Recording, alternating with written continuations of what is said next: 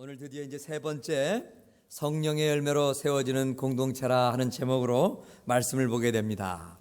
여러분, 우리가 여러 번 말씀을 나누지만 이 성령의 열매라는 것은 철저히 우리가 예수 그리스도를 믿는 이로써 본받아야 되고 소유해야 될 예수 그리스도의 성품이라 하는 것을 우리가 살펴보았습니다. 그러면 오늘 예수 그리스도의 그 성품, 우리가 신앙인이라면 본받았고 우리가 소유해야 될 그 성품 가운데에 오늘 충성과 온유와 절제, 과연 이 성품은 어떤 성품일까? 우리가 한번 살펴보도록 하겠습니다. 예수님의 그 9가지 그 성품 가운데에 오늘 7번째 충성입니다. 이 충성이란 말을 국어사전에 찾아보면 진정에서 우러나온 정성이다, 혹은 특정한 사람이나 집단에 대해서 자신을 바치고 지조를 굽히지 않는 것이다, 그렇게 표현을 하고 있습니다. 여러분, 요즘 최근에 러시아에서 매우 유행하는 그런 모습들이 있습니다. 그 러시아의 대통령 푸틴이라 하는 대통령이 너무나 그 국정 운영의 지도자로서, 대통령으로서 정말 국정 운영을 잘하는지 이때까지 지도자들 가운데에 사상 최고의 그 지지도를 기록하고 있다는 것입니다. 그래서 거리에 나가다 보면 이 사람들 입고 다니는 이 티셔츠에 적지 않게 그 푸틴 대통령 모습이 새겨져 있는 그런 모습을 인쇄를 해가지고 또 다니는 그런 티셔츠도 많이 보고, 또 여러 가지 많은 액세서리에 이 푸틴 대통령 모습 새겨 있는 액세서리가 제법 많다는 것입니다. 그 가운데 하나, 여러분, 푸틴 폰이라는 핸드폰이 생겼습니다. 그것은 다른 폰이 아니라 바로 아이폰 5S 버전에다가 새롭게 튜닝을 해가지고 금으로 도금을 했습니다.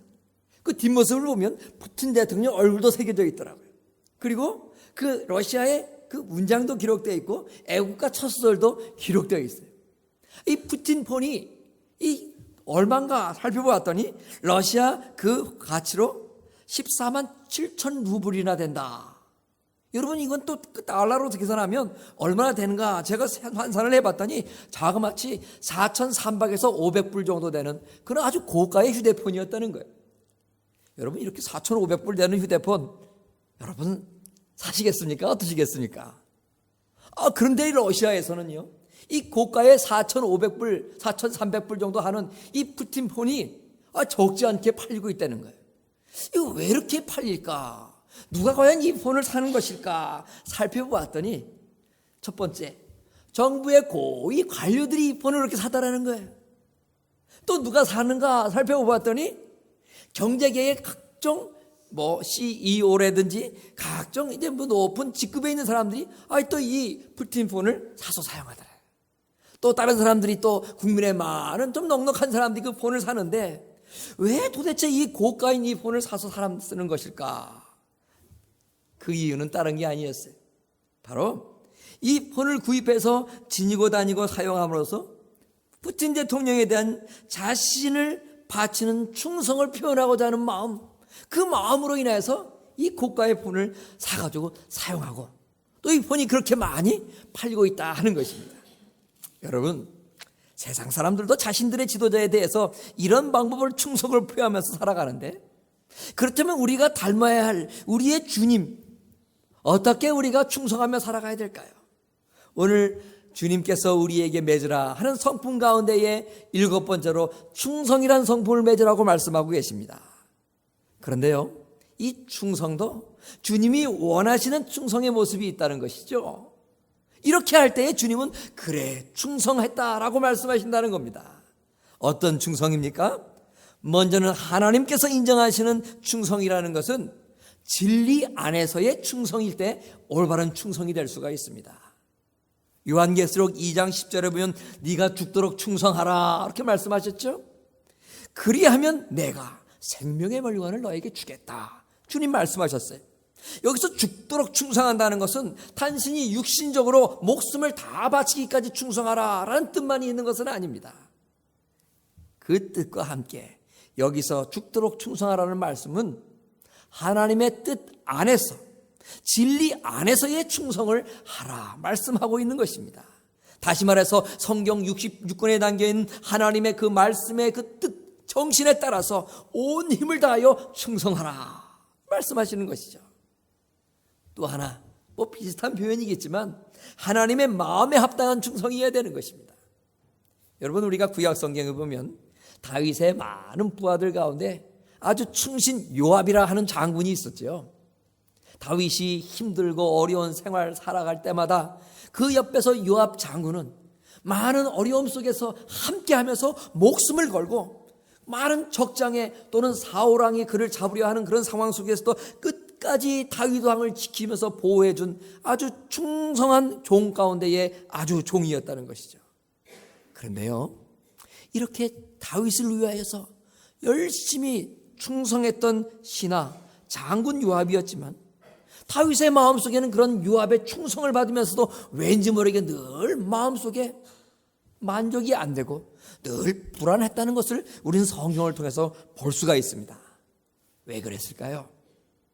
요압이 이처럼 충성을 하긴 했지만 바로 다윗 왕 자신을 향한 자신의 그 모든 그 안위를 위하여 수고하고 애썼지만 정작 요압 장군은 다윗 왕 임금의 마음에 합당한 충성을 하지 않았기 때문인 것입니다. 어느 날 다윗 왕을 대적하였던 그런 적장 가운데 아브넬이라 하는 장군이 다윗 왕을 찾아왔습니다.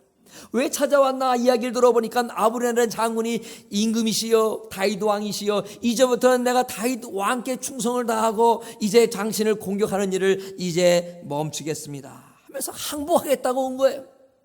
다윗이 가만히 그 소리를 듣고 아브넬의 항복을 수용해 줬어요. 그리고 극진히 환대하면서 그 아브넬 장군을 돌려보냈어요. 조금 있다가 다윗의 신복인 요압 장군이 와서 적군 아브넬이 투항을 하고 항복하고 임금님 다윗은 그를 환대하면서 잘 돌려보냈다는 얘기를 그 소리를 듣자마자 이 요압 장군은 흥분을 하면서 돌아가고 있는 그 아브넬의 뒤를 쫓아가서 그 아브넬을 단칼에 죽여버리고 맙니다. 여러분, 왜 임금님께서 잘 환대하고 돌려보내는 적장 아브넬을 그 다윗 왕을 위하여 충성을 다했던 그 장군 요압이라는 자가 쫓아가서 다시 죽여버리고 만다 이 말이에요. 그 이유가 어디 있겠냐 말이에요. 예전에 아브넬이 자신들을 대적했을 때에 전쟁을 했습니다. 근데 그 전쟁 속에서 그만 이 다윗의 신복 요압 장군의 동생이 그 아브넬 장군에 의해서 목숨을 잃어버렸기 때문에 자기 동생을 죽인 그 아브넬 장군에 대하여서 자신의 임금 다윗이 환대하고 그를 잘 돌려보냈다는 것에 대해서 이 요압 장군은 그만 그것을 받아들일 수 없고 흥분하면서 임금께서 하신 행동에 대해서도 순복하지 않고 그 아브넬 장군을 쫓아가서 죽여버리고 마는 거예요. 어느 날 다윗의 아들 가운데 압살롬이라 하는 그 아들이 이 폐역을 저지르고 아버지의 다리 그 왕의 자리를 노리겠다고 왕자의 난을 일으킵니다. 그럴 때도 다윗은 그 압살롬을 향하여 싸우러 나가는 많은 군세들에게 그 압살롬을 너그럽게 대하라, 죽이지 말라 이렇게 명령을 내렸어요. 함께 싸우라 그런 그 요압 장군도 분명히 자신이 섬기고 있는 그 임금님 다윗의 그 명령을 들었음에도 불구하고 끝내는 그 아들 왕자 압살롬을 죽이고 마는 거예요. 물론 그 압살롬을 죽임으로 말미암아 또다시 반란을 일으킬 수 있는 그런 위험 요소를 완전히 제거할 수 있겠다 하는 긍정적인 평가도 내릴 수 있겠지만 한 나라의 왕으로서의 명령을 이처럼 요압이라는 장군은 자기의 판단에 의해서 자기의 잣대에 의해서 순종하는 것도 또 순종할 때도 있지만 이처럼 불복종할 때도 있으니 충성을 받고 있는 그 다윗 왕 그럼에도 불구하고 늘 마음속에 요압에 대해서 마땅한 마음이 들지 않았다는 거예요. 이제 다윗의 모든 임기가 끝나고 후임일을 정하게 됩니다. 하나님께서 그 아들 사무엘에게 그 왕위를 물려주시고자 하는데도 이 요압 왕은 끝내 자신이 생각하고 있는 또 다른 왕을 생각하다가 결국에는 목숨을 잃어버리게 합니다. 여러분, 이처럼 요압은 일평생 다윗과 함께하면서 그를 섬겼음에도 불구하고 다윗은 이렇게 충성된 개국공신이 되지 못했어요. 오히려 반역자로서 일생을 마치는 비운의 삶을 살아가게 되는 거예요. 왜 그랬습니까? 그 이유가 어디에 있습니까? 바로 다윗이라는 그 왕, 임금님의 마음이 아닌 자기의 마음대로 충성하기 때문에 그런 결과가 오게 되는 것입니다. 신앙인이라면 누구나 자신의 뜻이 아닌 하나님과 하나님께서 세워주신 교회 안의 질서에 따라 순종할 수 있고 충성할 수 있어야 됩니다. 잠언 25장 13절에 보면 충성된 사자는 그를 보낸 이에게 마치 추수하는 날의 얼음 냉수 같아서 능히 그 주인의 마음을 시원하게 하느니라, 이렇게 말씀하고 있습니다. 아무리 맡은 분야에 열심을 낸다 할지라도, 아무리 맡은 분야에 능력을 나타낸다 할지라도 자신이 원하는 대로 하는 일꾼은 주인의 마음을 시원하게 할 수 없다는 것. 오늘 7번째, 예수님의 성품, 우리가 닮아야 될 그 성품 가운데에 이처럼 정말 충성이라는 것은 바로 하나님 마음에 따른, 말씀에 따른 합당한 충성이어야 된다는 것입니다. 또 한 가지, 8번째 주님의 성품이 나오죠. 온유라는 것입니다. 성격이 온유한 사람, 성격이 부드러운 사람, 우리는 그 사람을 향해서 참 온유하다 이렇게 말합니다. 근데 성경적으로 온유하다, 영적으로 온유하다 하는 것은 단순히 그렇게 성격이 부드럽고 온화한 사람만을 가리키는 말이 아니라는 것입니다. 때로는 성격적으로 소심한 사람, 내성적이라서 자기 표현 잘 못하는 사람도 온유한 것처럼 보일 수가 있지 않겠어요, 여러분? 세상 물정도 모르고 순진한 사람, 혹은 바보스러워서 혈기를 내지도 않는 사람 보고도 어떤 사람들은 온유하다 말할 수도 있어요. 그러나 성경의 온유는 그런 사람을 지칭하는 말이 결코 아니라는 것입니다. 하나님께서 말씀하시는 영적인 온유는 바로 예수 그리스도께서 이 세상의 모든 것을 다 수용하시면서 받아들이고 부드럽게 우리들을 대하시는 그 예수님의 성품으로 말미암은 바로 구원받은 우리들, 바로 그러한 예수님의 온유를 담는 것을 오늘 성경에서 말씀하시는 온유라고 말씀하시는 것입니다. 구약 성경에 보면요, 온유함을 인정받았던 대표적인 믿음의 조상 한 분이 계십니다. 그분은 바로 우리가 잘 아는 대로 모세라 하는 분이었어요. 그래서 민수기 13장 3절을 보면 이 사람 모세는 온유함이 지면의 모든 사람보다 승하노라. 그 사람 모세를 정말 온유함 하나만큼은 따라갈 사람이 없다는 것이에요. 여러분 생각해 보세요. 이스라엘 백성들이 애굽에서 매를 맞고 욕을 먹어가면서 아주 힘들고 힘든 노예 생활을 합니다. 그러니 이스라엘 백성들의 마음속이 얼마나 강팍해졌겠어요? 얼마나 정말 악해졌겠습니까? 이들은 조금만 힘든 상황이 오면 얼마 전까지 주님을 찬양하고 정말 감사하던 입술을 갖고 있었지만 그만 광야 생활을 중에서 모세에 대해서 원망을 하고 대적하고 마는 거예요. 이런 백성들을 광야에서 40년 이상 인도한다고 생각해 보세요, 여러분. 그런 백성들을 참 이 가나안 앞부분까지 인도한 모세에서니 얼마나 그의 마음이 온유한 마음이었겠습니까? 종종 교회에서 주의 일 하다 보면 함께하는 교우들 잘 품지 못해서 때로는 상처 주고 하나님 영광 가리는 경우들이 있습니다. 상대방 내 마음에 맞지 않는다고 내치면서 때로는 일방적으로 내 주장만이 맞다고 강하게 주장하게 될 경우가 있습니다. 그러면 여러분, 그러나 주님 일을 할 때는 절대로 주장하면서 해야 될 수 없는 것이 주의 일입니다. 때로는 내가 더 탁월할 수 있습니다. 그러나 나보다 못한 사람 무시하고 내 탁월함 과시하는 것이 교회에서 주의 일하는 태도는 아니라는 것입니다. 주의 일할 때는 먼저 우리들 자신이 솜털 같은 부드러운 마음, 이 온유한 마음을 먼저 지니고 일을 해야 됩니다. 서로 화합하면서 일하는 것이 오히려 완전하게 멋있게 이뤄내는 것보다도 훨씬 중요하다는 거예요. 그래서 여러분, 교회는 우리가 어떤 일 멋지게 이뤄내는 곳이 아닙니다. 부족할 수 있어요. 모자랄 수 있어요. 내 마음에 성이 들지 않을 때도 있어요. 그러나 그런 일 가운데서 정말 서로 화합하면서 이해하고 용서하고 화목하고 하나 되는 과정을 통하여서 이런 과정을 정말 내 마음속에 체득하고 그러한 온유한 사람이 되고 온유한 분위기를 이뤄나가는 것이 교회인 것입니다. 성경에서 온유라는 것은 자신의 존재가 바로 하나님의 은혜로 말미암았음을 깨닫는 것에서부터 시작이 됩니다. 그래서 사람들에게도 교만하지 않습니다. 나의 모든 존재가 하나님의 은혜로부터 시작했기 때문에 사람을 향해서 무례히 행치 않습니다. 그래서 늘 겸손하게 행합니다. 그래서 어떤 성경에 보면 온유함, 이 말은 겸손함이라 이렇게 또 다른 단어로 표현하고 있는 성경도 있습니다. 이처럼 이 겸손한 마음, 이것이 바로 오늘 주님께서 우리에게 품으라고 말씀하시는 바로 온유의 성품인 것입니다. 마태복음 11장에 보면 예수님께서 수고하고 무거운 짐진 자들아 다 내게로 오라, 내가 너희를 쉬게 하리라, 이렇게 말씀하셨죠. 우리가 예수님 앞에 나감으로 인하여 진정한 쉼을 얻을 수 있습니다. 그런데 이게 예수님 앞에 나감으로 진정한 우리의 쉼을 얻을 수 있는 이유가 어디에 있을까요? 마태복음 11장 28절에서 이렇게 말씀하시고 그 이에 29절에서 말씀하시기를 나는 마음이 온유하고 겸손하니 나의 멍에를 메고 내게 배우라, 그러면 너의 마음이 쉼을 얻으리라, 이렇게 말씀하셨습니다. 명령하고 지시합니다. 판단하고 따집니다. 정죄하고 비판합니다. 이런 자들의 사이에서는 사람들은 진정한 쉼을 누릴 수가 없는 것입니다. 긴장과 경계, 불화, 그리고 불안, 스트레스만을 느끼게 될 뿐입니다.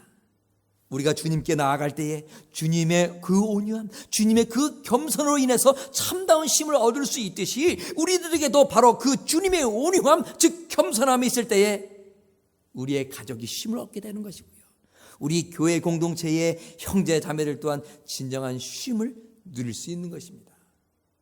집안을 여러분 어떤 집들을 방문해 보십시오. 왠지 모르게 긴장의 분위기가 감도는 집안이 있습니다. 그것은 바로 그 집안의 가장들이 온유하지 않기 때문에 그렇습니다. 그러나 어떤 집안에 보면 평안한 그 무드가 나도 모르게 느껴집니다. 가만히 보면 아빠가 온유합니다. 엄마가 온유합니다.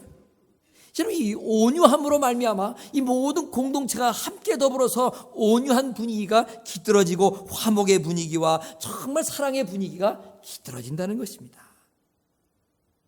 마지막으로 주님 우리에게 절제의 마음을 품으라, 이렇게 말씀하셨어요. 절제는요, 다른 그 성령의 그 열매 안의 그 성품들보다는 딱히 뭐 이렇다 두터워지는 그런 성품은 아닙니다. 그러나 이 절제 또한 매우 귀중한 주님의 성품입니다. 절제는 모든 것을 적당하게 조절해 줍니다. 절제는 안정되게 해주고요, 그래서 단단하고 정말 굳건하게 지탱을 하게 합니다. 절제가 있어야 다른 모든 열매들, 그 성품들이 온전해질 수 있게 되는 것입니다. 절제가 있음으로 말미암아 사랑이 사랑다워질 수 있고요, 절제가 있음으로 말미암아 희락과 화평다워질 수 있다는 거예요.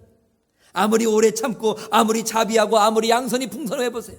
절제하지 않는다 할 때는 오래 참음과 자비와 양선 가치를 잃어버리게 된다, 이 말이죠. 오늘 앞부분에 살펴본 충성도 마찬가지입니다. 온유도 마찬가지입니다. 절제하지 않는 충성, 온유, 진가를 잃어버리게 마련입니다. 사전에 보면 절제라는 것을요, 정도에 넘치지 않도록 알맞게 조절하여 제한한다, 제한하는 어떤 힘이다, 이렇게 표현하고 있습니다. 세상에서도 절제하지 못하는 사람은 자기의 삶을 어지럽게 만듭니다. 큰 어려움까지도 자초하게 됩니다. 간혹가다 요즘 부모님들이 이 자식들을 잘 절제하면서 양육하지 못해서 너무나 사랑을 과하게 줍니다. 그래서 우리말로 쓰니 스포일 됐다 그러죠. 자식 버릇, 절제하지 못한 넘치는 사랑은 자식 버릇 망치게 되어 있습니다. 또 도박이라든지 향락에 빠진 사람들 중에는 끊어야 하는 것 알면서도 절제하지 못함으로 인하여서 인생이 나락에 빠지는 경우들이 있습니다. 딱 한 번만, 마지막으로 이번만 하고 더 하지 않겠다 말하지만 절제하지 못함으로 인해서 그 딱 한 번이 두 번이 되고, 절제하지 못함으로 인해서 딱 두 번이 세 번이 되고 네 번이 되고 다섯 번이 되는 거 아니겠습니까? 세상 사람들뿐만이 아닙니다. 하나님의 자녀에게도 이처럼 절제는 매우 귀중합니다. 소중합니다. 가장 기본적으로 절제가 왜 중요하겠습니까? 바로 죄를 버리기 위해서도 절제는 반드시 필요한 것이기 때문에 그렇습니다. 절제의 힘이 약할수록 죄를 버리는 것이 어렵게만 느껴집니다. 하나님 말씀을 들었어요. 은혜를 받았어요. 자신의 어떤 그런 죄를 깨달았어요. 이러면 안 되겠다 결심도 했어요. 한 번, 두 번. 그러나 절제하지 못함으로 말미암아 다시 죄의 세상으로 돌아가게 되는 겁니다. 이처럼 절제가 있음으로 말미암아 우리의 삶이 거룩한 삶을 살아가게 되는데, 이 절제가 약하면 끊임없는 죄의 연속인 삶을 살아갈 수밖에 없는 거예요. 예를 들어서 우리가 하는 말의 분야만 봐도 그렇습니다. 많은 사람들이 기도할 때는 주여 거룩한 온전한 입술 되게 하여 주옵소서 기도합니다. 그러나 삶 속에서는 그 기도한 내용을 잊어버리고 절제하지 못하고 구습을 쫓아 말하고 싶은 대로 말을 합니다. 어떤 사람은 어려움 당하거나 자기 생각에 맞지 않는 일을 보면 금세 불평 불만을 쏟아냅니다. 불평하고 나면 금방 후회가 되지요. 하지만 그 감정이 요동하는 그 순간 절제하지 못하고 참지 못함으로 말미암아 마음껏 감정이 일어나는 대로 그 말로 쏟아내고 조금 후에 또 후회하게 되는 그런 계속 다람쥐 책방기 도는 인생을 살아가게 되는 거예요. 어떤 사람들은 말하는 것이 워낙 좋아해서 말을 한 번 시작하면 끝이 나는 것이 없습니다. 진리의 말인지 비진리의 말인지 가리지 못하고 해야 할 말 하면 안 되는 말 가리지 못하니 그 많은 말 속에서 실수가 어찌 없을 수가 있겠습니까? 이렇게 입술을 제어하는 분야 하나만 해도 절제가 얼마나 중요한지 우리는 알 수가 있는 것입니다. 그런데요, 성령의 열매에서 나오는 절제는 이렇게 단순히 죄를 범하지 않도록 절제하는 힘만을 의미하는 것은 아닙니다. 또 한 가지 절제에 좋은 순기능이 있어요. 그것은 바로 다른 성령의 그 열매로 인한 많은 성품들, 그것들이 아까 말씀드린 대로 온전해지도록 잘 조절하는 역할을 합니다. 여러분, 우리가 맛있는 음식을 만들 때 좋은 식재료들을 갖고 와서 음식을 만들죠. 그러나 그 재료 각각을 통해서만은 좋은 맛을 낼 수가 없어요. 그 안에 반드시 뭐가 곁들여야 됩니까? 적당한 향신료, 적당한 양념, 소스가 곁들여져야 그 각각의 훌륭하고 탁월한 신선한 식재료들이 버무려져서 맛을 또한 내게 되는 거예요. 여러분 생각해 보세요. 장례가 났어요. 장례식장에 갔습니다. 다른 사람들이 애국을 하고 있습니다. 그런데 어떤 사람은 계속 희죽희죽 있는 거예요. 이 계속 장례식장에서 희죽희죽 웃고 있으면 그 원인은 두 가지 중에 하나입니다. 하나는 좀 이렇게 정신이 이상한 분 아니면 그분은 늘 기쁨이 충만한 분이에요.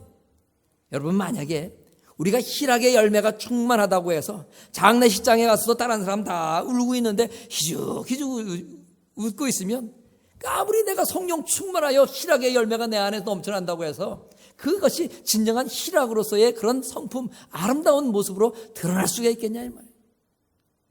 장소를 가릴 줄 아는, 절제할 수 있는 기쁨, 희락도 희락이 되어야 되는 것이죠.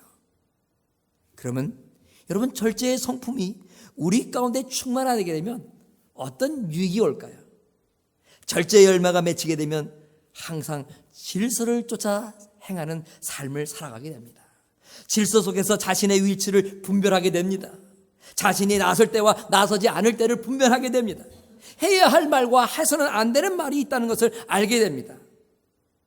격에 맞지 않는 일이나 분수에 지나는 일 하지 않게 됩니다. 그래서 그런 사람의 삶은 늘 질서가 있게 되는 것입니다. 절제의 성품이 우리 가운데 충만하게 하게 되면 또 한 가지 진리를 행하고 좋은 일을 할 때에도 대상과 시기와 장소 등을 잘 분별할 수 있는 힘이 생깁니다. 가끔가다 사람 만나서 이 대화할 때, 신방 함께 가다 볼 때는 여러분, 그런 사람과의 대화할 때도 절제가 필요하다는 것을 많이 느끼곤 합니다. 어떤 사람은 만났는데요, 잠깐밖에 시간이 없어요. 한 10분 정도 동안, 한 5분 정도밖에 만날 시간이 없는데 그 안에서 자신이 그냥 받은 은혜, 간증거리가 너무나 많아요. 그래가지고 절제하지 않고 시간 없어서 곧 일어나야 될 사람한테 그냥 이런저런 간증합니다. 그러면 여러분, 간증이라는 게 얼마나 좋습니까? 은혜를 나누는 것이 얼마나 좋습니까? 그런데 여러분, 상대방은 지금 시간이 5분밖에 없어요. 곧 일어나야 돼요. 근데 그거 분별하지 못하고 자신의 그 끓어오르는 그런 감동을 절제하지 못하고 마구마구 그 은혜의 말씀, 간증을 쏟아내면 불안한 5분밖에 시간이 없는 사람, 곧 일어나야 될 사람, 태연하게 은혜 받은 말씀에 아멘 아멘 할 수 있겠냐 이 말이에요. 여러분, 때로는요 처음 사람들을 만납니다. 그러면 그 사람들과 만나서 반갑게 이런저런 얘기를 하죠.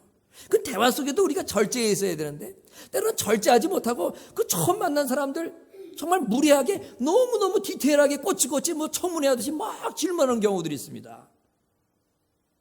과거에 뭐 했냐? 직업이 뭐냐? 학교 어디 나왔냐? 집은 얼마만큼 몇 평에서 사냐? 이런 절제할 수 있어야 됩니다. 이렇게 절제하지 못함으로 말미암아 대인관계에 금이 갈 수도 있다는 것을 우리가 깨달아야 됩니다.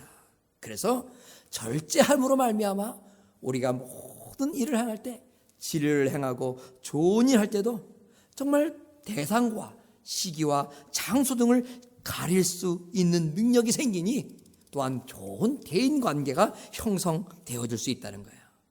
또 한 가지 있어요. 절제 잘하게 되면요, 조급하지 않게 됩니다. 침착하다는 것이죠.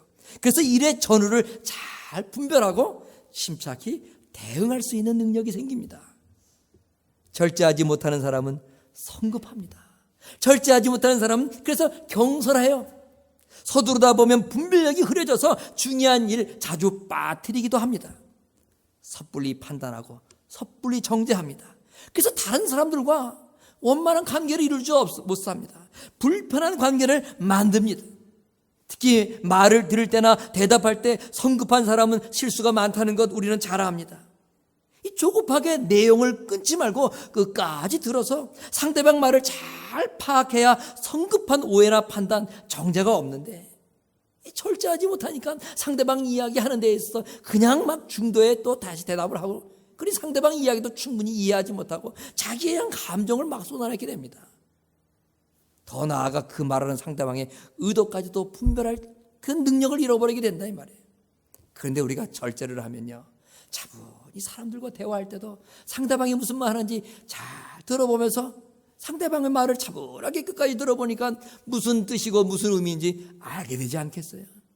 그러면 어떻게 해요? 상대방의 의중을 알았으니 그 의중에 걸맞는 답을 할 수 있고, 그런 대화가 오감으로 말미암아 좋은 그런 분위기가 형성될 수 있다는 거예요. 그럼 이처럼 중요한 절제였어요. 이런 절제, 이 아름다운 성품을 맺으려면 그러면 어떻게 해야 될까? 먼저 우리의 마음을 잘 지키고 다스릴 수 있어야 됩니다. 그리고 범사에 자신이 앞서지 말고 성령의 인도에 귀 기울일 수 있는 훈련을 쌓아야 됩니다. 당장 내가 보기에 급한 것, 내가 보기에 좋은 것, 이런 것보다 먼저 하나님의 말씀을 묵상하며 성령의 음성에 우리가 귀 기울이려고 노력해야 됩니다. 성령의 음성은 어떻게 들려옵니까? 첫 번째, 하나님의 말씀을 묵상할 때 들려옵니다. 그리고 그 하나님 말씀만 묵상한 그 말씀이 선한 진리학 가운데 서하는 내 양심을 통하여 하나님께서 말씀을 해주시는 것입니다. 이런 것들을 소중히 여기고 이런 하나님의 인도하심에 귀 기울여야지, 죄 가운데 물들어 있는 나의 감정에 먼저 내 마음을 빼앗기다 보면 절제하지 못하게 되는 거, 섣불리 관계를 맺게 되고 사람과의 관계도 어그러뜨리고 더욱이 더 하나님 아버지 안에서 화목해야 될 우리의 관계성이 깨어지게 된다는 것입니다. 여러분, 이제 절제라는 주님의 그 마지막 9가지의 성품을 끝으로 성령의 그 열매 속에 들어있는 우리가 본받아야 될, 우리가 소유해야 될 예수님의 성품 9가지를 살펴보았습니다. 무엇이었습니까? 사랑이죠. 희락이었습니다. 화평이었습니다. 그리고 오래 참는 것, 자비, 선한 일 하는 양선이었습니다. 그리고 오늘 말씀과 같은 충성, 그리고 온유, 절제. 이것은 우리 인생을 살아가면서 일평생 정말 담길 원해야 하고 사모해야 하길, 그래서 날마다 기도하고 갈라디아서 5장 23절 말씀을 날마다 묵상하면서 우리 가운데 지녀야 될 하나님의 마음, 예수님의 성품이었습니다. 설교는 3주에 걸쳐서 끝나지만 하나님의 말씀은 늘 우리에게 있고, 그 말씀 속에 오늘 성령의 열매 9가지의 주님의 성품은 늘 우리가 닮아 나가야 될 영적인 숙제가 있기에 우리는 일평생 이 말씀을 묵상하면서 주님의 성품을 닮아서 하나님께 영광이고 우리 사이에 아름다운 주님의 공동체를 이루어 나가야 될 책임과 의무가 오늘 저와 여러분 가운데 있는 것입니다. 아름다운 성령의 충만함으로 인한 주님의 성품, 맺어 나갈 수 있는 저와 여러분 될 수 있기를 주의 이름으로 축원합니다.